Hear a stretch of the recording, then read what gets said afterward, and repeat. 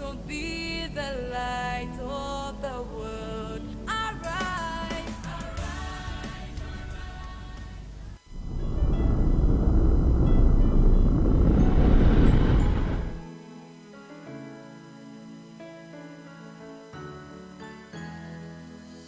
Youth alive, it's our motto. Youth alive, we fight together. Youth alive, that's our motive, to be the light of the world. Arise, arise.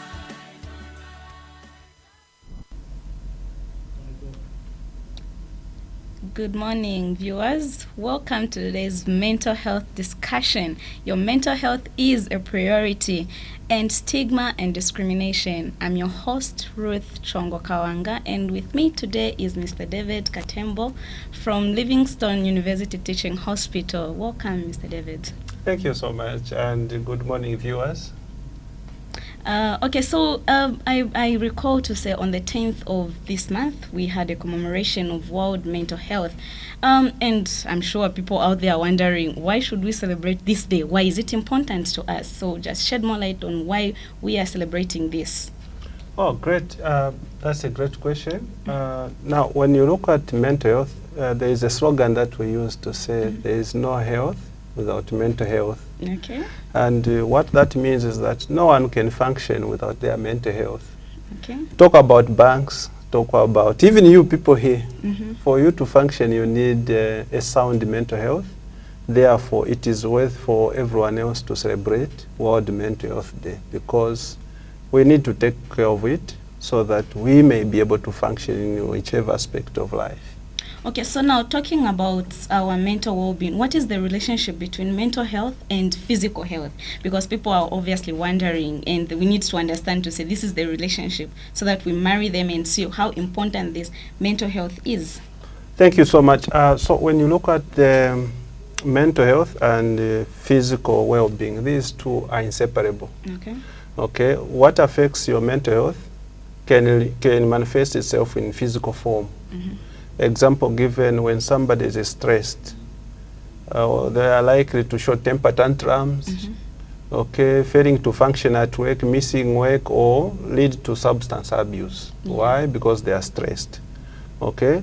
Then also, away from that, also our physical health also can affect our mental health. If somebody is in pain, it will lead to stress, and they will not be able to be happy. Why? Because there's that their physical well-being is not okay. But all in all, what we are saying is our mental health affects all aspects of our health and our life.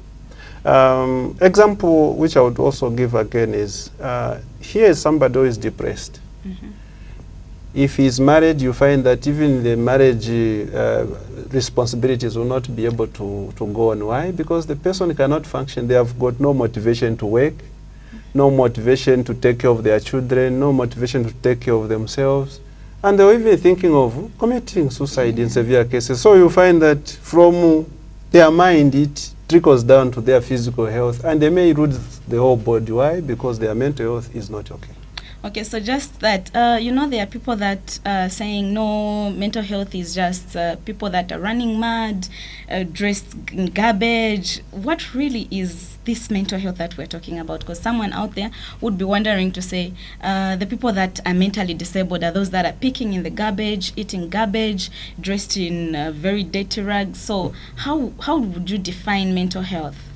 Thank you so much. If we were to go by WHO, World Health Organization's definition of mental health, WHO says mental health is not just the absence of illness. It is the complete psychological well-being, social well-being, and physical well-being of someone, not just the absence of disease. For example, if this person is isolated, that isolation might manifest itself in some form of behavior, okay? Why is it that people isolated, they are likely to engage themselves in substance abuse? Why? Because they want to entertain themselves and also to use that as a cover-up for what they are going through. Isolation is something that is so dangerous. Okay, now, also somebody who is having a psychological problem, okay? This person, if he's not taken care of, you may find that a lot of things will suffer. Yeah. So for us to say, no, it's just for those who are in the streets, we are lying. Actually, no one is 100% normal. I don't know if you're aware. Yes, I've heard of that, yes. And no one is 100% abnormal. Even those who are in the streets, there is still some sense of normalcy in them. Yeah. That's why you find that when it is dark, they are able to go back to where they sleep, even if it is in the street. When you look at statistics, as much as they are not, we cannot compare the general population to that of persons with disability, but you find that these guys, each time they are crossing the road, they are able to say, look right, look left, and look right again, then cross the road. Yes. Why? Because they know that a car queues. Yes. When it is raining and whatever, they are able to know to say, I have to move out and take care of myself. So there is that sense of normalcy. Now, having said that, this week we have been celebrating mental health as a universal human right. Yeah. Now, what that means is, for somebody to function whatever aspect, they need to have a sound mental health. Now, for one to have a sound mental health, it should be celebrated just like any other human right. Okay, so this is why we are saying, as specialists in mental health, we are saying, regardless of the situation or the mental state of someone, they should be respected also. They still remain a human being. Usually, a long time ago, we used to call them mad people and all those. Yeah. Such derogatory words now are no more. This time we call them persons with mental disability. Okay. Why do the focus now is to look at the person first before you look at the disability. Yes. Before that, we used to look at the disability. That's when you look at the person. Now, the distinction is this. When you look at the person first before you look at the disability, you will know how to take care of them. Yes. Your mind, you under to say, he's a person just like I am. But when you start by looking at the disability, you take them as such to say, in Chofunta, they deserve to be where they are. So we are saying, no, let's even change the way we call them. Even them automatically, they will behave themselves because we value them. Okay, our dear viewers, just in case you're following us on our Facebook page, that is Sunshine Studios, and also we are live at Youth Alive Zambia Livingstone Facebook page. You can leave your comment there, your questions that you have. Today we are looking at mental health as a universal human right. Mr. David mentioned to say names are changing now from Kwitanamon to Shofunta and what so forth. And now we are saying, we are calling them, we are looking at the person first before we look at the disability that they have. So just on that, what are some of the misconceptions that are going around concerning mental well-being with people in the community? Thank you so much. There are quite a number of misconceptions and myths out there, and I'm happy that we have such a station which is promoting mental health and such misconceptions. We want to make sure that they are no more. Yes. One of them is where people in the community think that once somebody has got mental illness, then that is it. They will never be okay again. They will never function. They become useless, like they are no longer human beings. The other misconception is that mental illness comes by being bewitched. So anyone who has mental illness is looked upon as somebody who deserves to be in that state because they must have committed something wrong, so now they are paying for the wrong acts that they did. Yeah. Now, that is very dangerous because here somebody suffers from malaria and is delayed to be taken to the hospital. Then he develops some mental, that confusion, which appears like he is a mental patient. What will happen is he will not be taken care of. They will say he deserves to be where he is. Where he is. Okay, then the other aspect also is they say there is no cure for mental illness or there is no treatment. Yeah, that's what they say in the community. Yes, Yeah. so now we are saying no. That's why we are here. We are trained. I'm one of them who has been trained. I'm a specialist in mental health, and I've been practicing for 13 years. Wow. So that tells me that anyone who comes, even those who have been labeled to say they were bewitched, each time we attended to them, They were okay. So now one wonders, can witchcraft be treated by scientific medication? The answer is no. No. So it was just a misconception, not that that person was really bewitched. Most of the people have been brought there. Everyone has been accused of, at some point, being bewitched. Yeah. So there are quite a number of misconceptions which are there. For example, the other one is for you to mental illness is as a result of demons. So somebody has got a real mental health issue, is taken for some prayers so that the demons can come out, and they are subjected to all forms of abuse, beating them in order for the demon to run away. I'm sure you heard of that incident where a pastor was punched somewhere. So those are the issues which are there. Okay, so yeah, I hear of other misconceptions that go around saying because the anabadwa premature, they'll run mad. No, mental illness is just for the poor people. But you know, people forget to say depressed people, that is also a kind of unfit mental well-being of a human being. And it comes whether you have money, you don't have money, you're rich, you're poor. It affects everyone. So despite these myths and misconceptions around, how do you think we can address and promote this universal human right? Thank you so much. Actually, I forgot one important myth which we need to tackle immediately, where people say those who are neglected in the streets, they deserve to be there and they deserve to eat dirty food. Oh no. Because when they eat clean food, they will develop diarrhea. When actually the opposite is true. Yes. And I don't know if you are aware, in Livingstone so far we have lost about 4 persons, neglected persons with mental disability in the streets, and nothing has been done. Why? Because each time they fall sick, no one knows when they are sick. Yeah. They are only discovered dead and they are just reported, oh, that one was found dead, and it ends there. So we are saying, no. They still remain human beings. Even when they have got that mental health issue, if they eat dead food, they will definitely be sick and die. Yeah. So now, coming to, maybe we can say, let's now look at the real causes of mental illness so that people understand. Yeah. So mental ill health can be caused by quite a number of things. Yeah. For example, losing a loved one. The person that you valued so much, then suddenly they go. If you are not careful, you are likely to develop a mental health challenge or a mental, like depression, for example. Yeah. Okay, being involved in an accident. Also substance, so these drugs that youths take, cannabis, alcohol, and the other, heroin, cocaine, and all these things, they lead to mental confusion. Then the other part also is the issue of some conditions they pass through families. Yes. You find that the grandfather had the same illness, then the genes they continue passing. That condition that I'm talking about, which has been identified, is schizophrenia. Yeah. Okay? Then even when we are doing all these things, there are other conditions. Up to now, scientists, they don't know how they come about. They will just tell you to say the cause is unknown. But somebody develops mental illness. Yeah. But usually, from the experience that I have developed for 13 years I've been practicing, most of the mental health challenges are caused by substance abuse. And the funny part in Livingstone, are you aware that we have more than 600 persons with mental health challenges who are currently receiving medication? Wow. And of those, the age group is between 15 to 35. The youths. Youths. Actually, even when you go to the hospital, whichever hospital you go to, as a psychiatry department, you find that those are the ones who are feeding the ward. Why?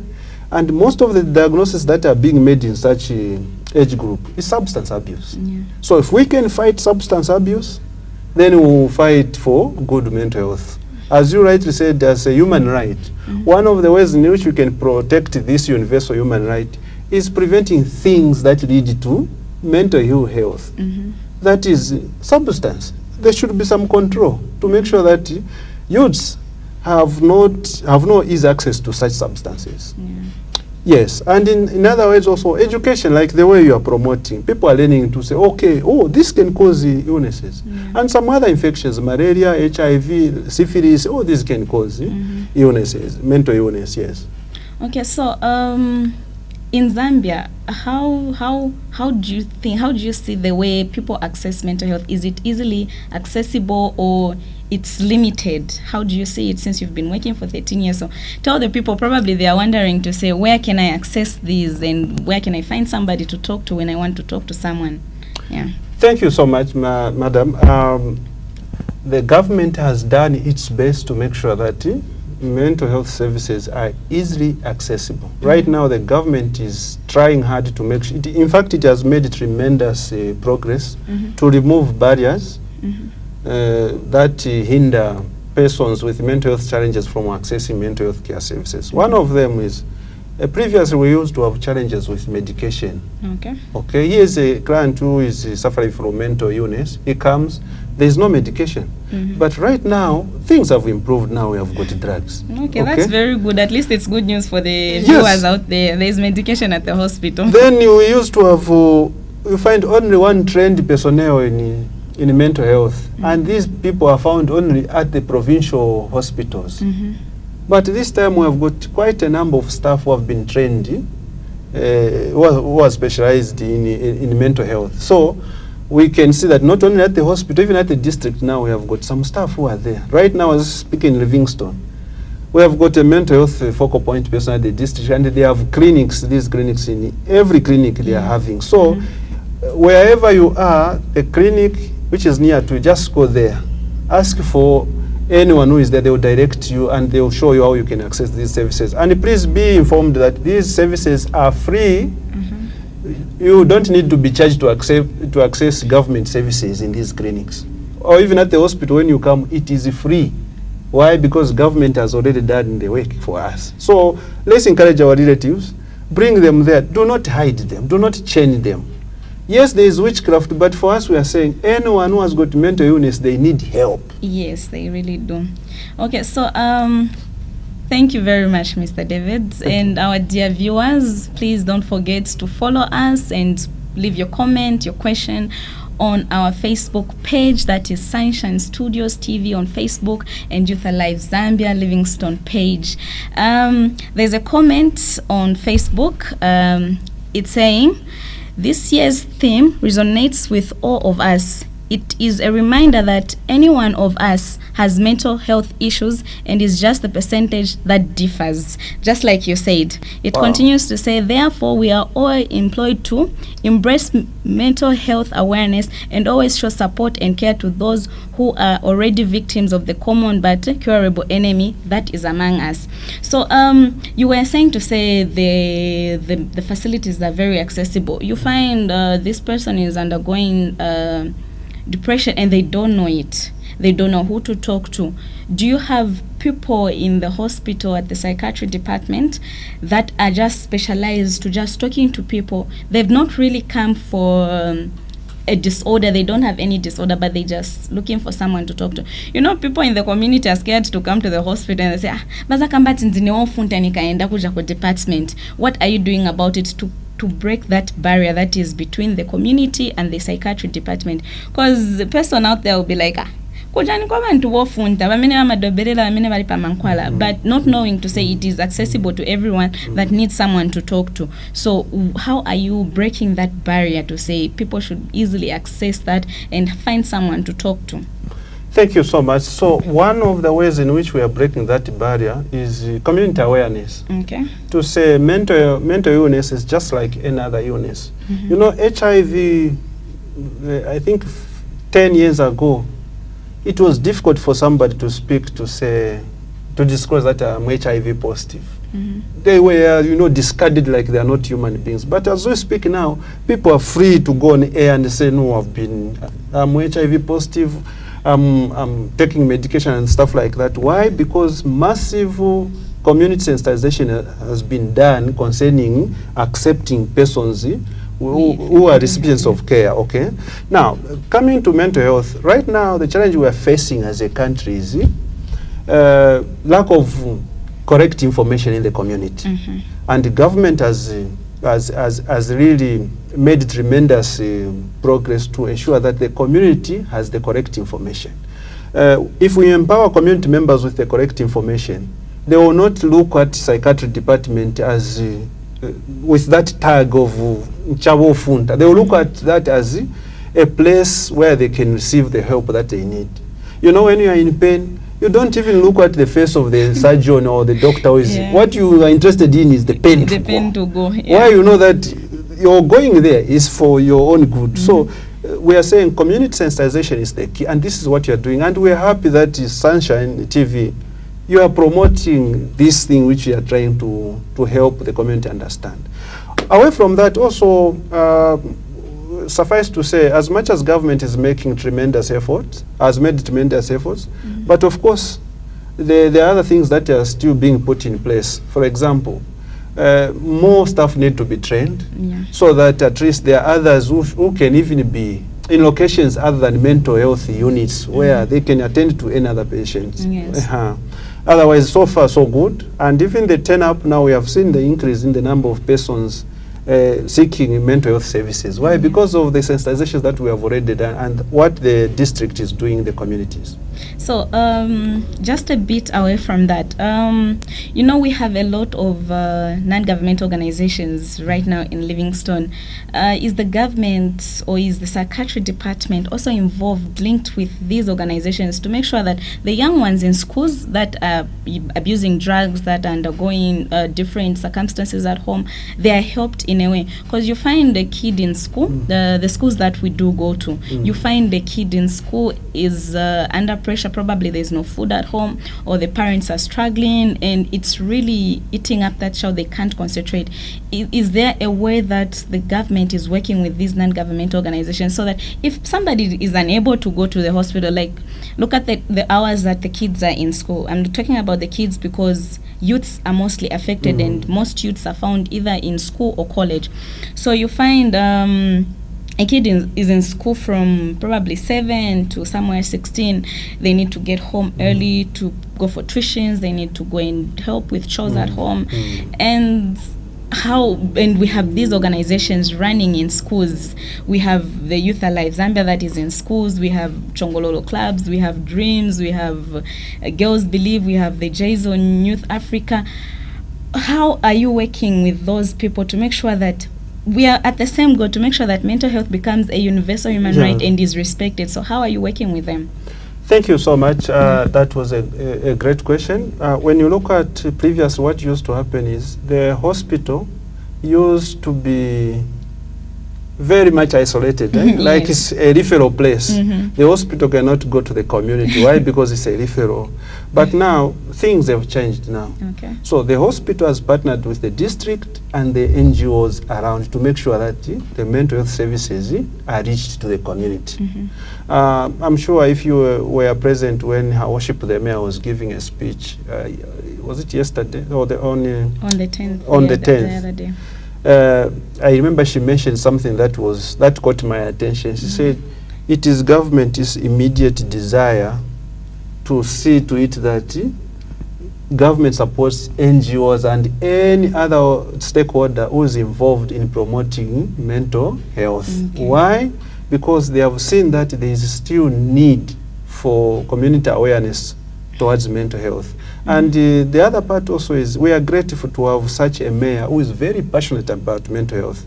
This time, if you have a mental health challenge somewhere, or somebody, a patient or a person with disability, you see that these people, this person really needs urgent attention. If you are to call on the mayor, you will see how fast that can be done. Why? Because she wants to make sure that everyone has access to those services. And we are happy about that.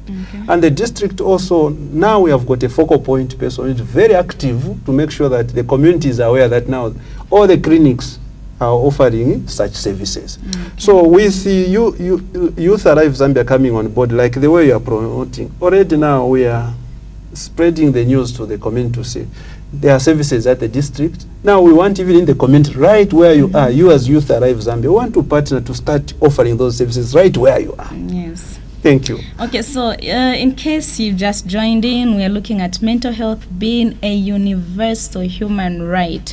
It is universal. It is not something that you need to to look at in a different sector. It is something that we need as human beings. Every person has a right to this. You know, there are certain people that say, Mama vuto ndio amina mafunta maningi. When you go in the community, you find a lot of people there with the rich people because everything is okay. They are not mentally disabled. We've discussed today to say you are at risk of this condition, so you don't have to look down on people. Thank you for the people that are following us on Facebook page. Thank you for the comments that are coming. People are following. People are saying it's showing. Thank you very much for your support.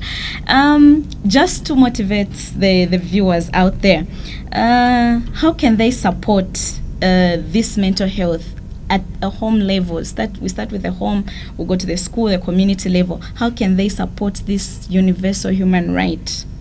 Thank you so much for that great question again. So there are so many ways in which they can support mental health as a universal human right. One of them is to stay healthy. Okay. And avoid things that lead to mental ill health. Avoid drugs, avoid fights, avoid engaging in risky behaviors that may lead to mental health challenges.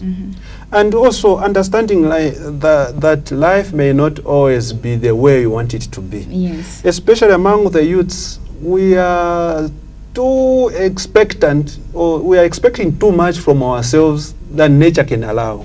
As a result, we end up getting stressed all the time, failing to sleep and stuff like that, and even thinking of committing suicide. And also minding how to use social media. Yes, this has contributed to a lot of stress and suicides among the youths. Example given, I'm sure you heard there was a case in Lusaka where that 17-year-old girl did a selfie, then showed it, sent it on Facebook, waiting for comments. And people were, you know, doing, oh yes, this is good, you are beautiful. Then I'm told there was one who commented, you look ugly today. And the lady went and committed suicide because of being told on social media that you look ugly. So we are saying social media, yes, it can benefit us, but if we are not careful, it can destroy our mental health. Let us look at ourselves the way God looks at us. We should not define ourselves in terms of another person.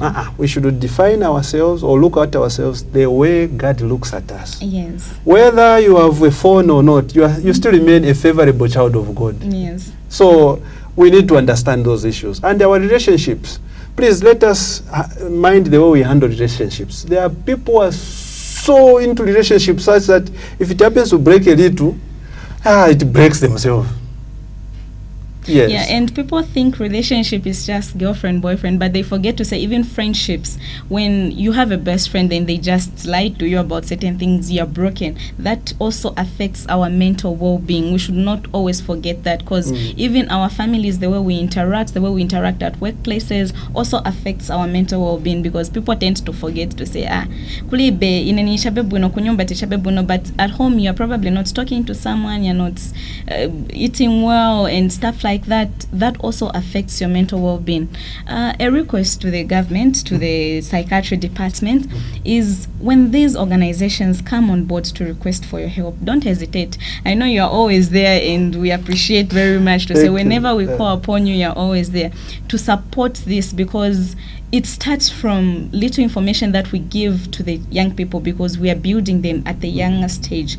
And one thing viewers should always remember is you're great, you're loved, you're beautiful, you're handsome, you're smart, you're a child of God. So everything should start from you being a human being. And so even as we look at somebody, we start looking at the person as a human being and not that mental well-being.